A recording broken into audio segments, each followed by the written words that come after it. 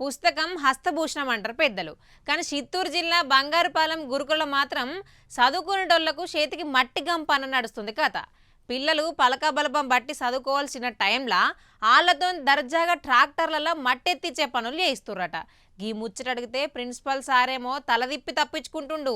ఉన్న మాట అంటే ఉలుకెక్కువ అన్నట్టు చేసిండట. అసలు గీ చదువుల మట్టి కథ ఏందో మీరు చూడురు వీడియోలను.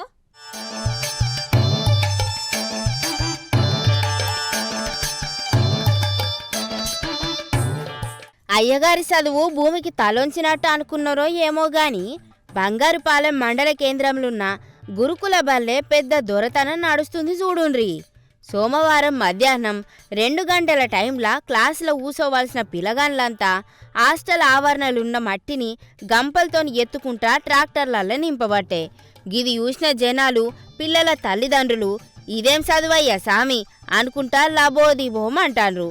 వీళ్లకు ఫీజులు కట్టి చదువుపిస్తుంది గీ మట్టి పనులు చేసుకునే తందుక అని వార్డెన్ మీద గట్టిగానే గరమైతాండ్రు.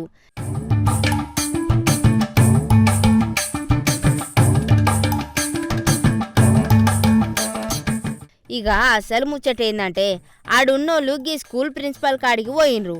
దొంగను దొంగ అంటే ఉన్నూరు వదిలి పారిపోయినట్టు ఉన్నమాట అంటే ఉలికెక్కువ అని ఆ ప్రిన్సిపల్ సారు ఆన్సరే చెప్తలేడట. పోనీ కెమెరాలున్నాయని పనులాపిండ్రా అంటే అదీ లేదు. కుక్కతోక వంకర అన్నట్టు అందరూ ఆన్నే ఉన్న సుత పిల్లగాండ్ల చేత ట్రాక్టర్లకు మట్టెక్కించే పనులు నడుస్తూనే ఉన్నాయి. ఏం ధైర్యమో ఏమో పోన్రిగా వాళ్ళకు.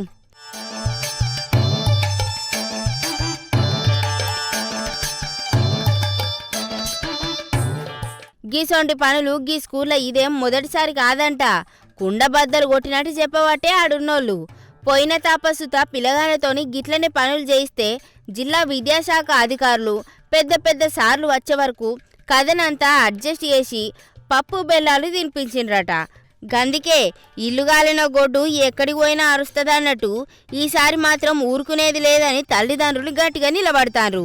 ఈ ఘటన పైన సర్కారు గట్టిగా విచారణ జరిపి నిబంధనలు మీరిన ప్రిన్సిపల్ పైన తగిన చర్యలు తీసుకోవాలని డిమాండ్ చేస్తారు. గిది గురుకులాల మట్టి ముచ్చట. మరి లేకపోతే ఏందుల్లా గా మట్టి పనులు చేయొద్దు తట్టమోయొద్దనే తల్లిదండ్రి ఏ కట్టమైనా చదువులు చదివిపిస్తే మళ్ళీ ఈడికొచ్చి గా తట్టమోసుడైందనబట్టి ఈ ముచ్చట నచ్చని జనాలు.